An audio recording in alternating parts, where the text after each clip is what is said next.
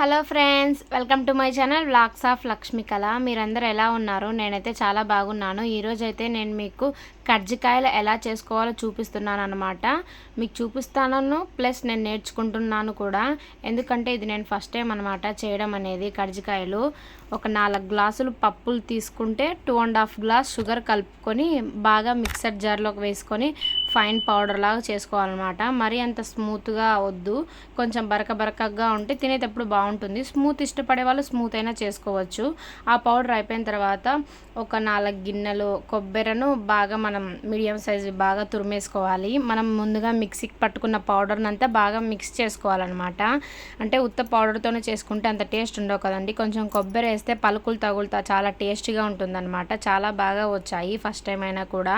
అందుకే వీడియో తీసి నేను మీ అందరికీ చూపిస్తున్నాను అనమాట. బాగా కలిపేసుకొని పక్కన పెట్టేసుకోవాలి ఈ మిశ్రమాన్ని అంతా. అయితే తర్వాత అయితే ఒక జల్లెడ తీసేసుకొని కొంచెం గోధుమ పిండి, అంటే ఒక గ్లాస్ గోధుమ పిండి, ఒక గ్లాస్ మైదా పిండి అనమాట. గ్లాసున్నర తీసుకోండి.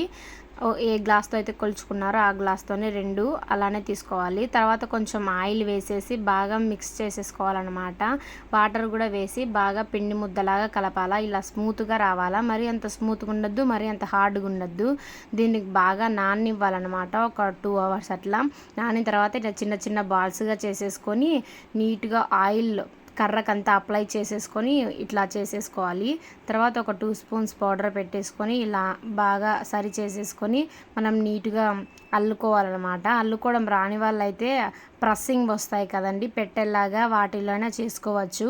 మా అత్తమ్మకైతే అల్లేది వస్తుంది కాబట్టి చేసింది. నాకైతే అసలు రాదు. ఒకటి ట్రై చేసేసి మళ్ళీ ఆడే వేసేసిన అనమాట. మా అత్తమ్మ చేస్తూ ఉంటే నేను చూపిస్తూ ఉన్నాం మీ అందరికీ.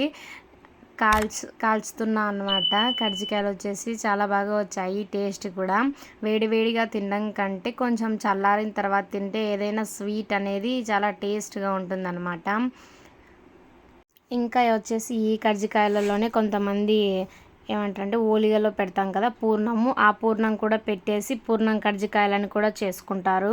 కొంతమంది ఓన్లీ కొబ్బరి చక్కెరతో అట్లా కూడా కజ్జికాయలు చేసుకుంటారనమాట. మీకు ఈ కజ్జికాయలు నచ్చినట్లయితే డూ ఫాలో ఫర్ మోర్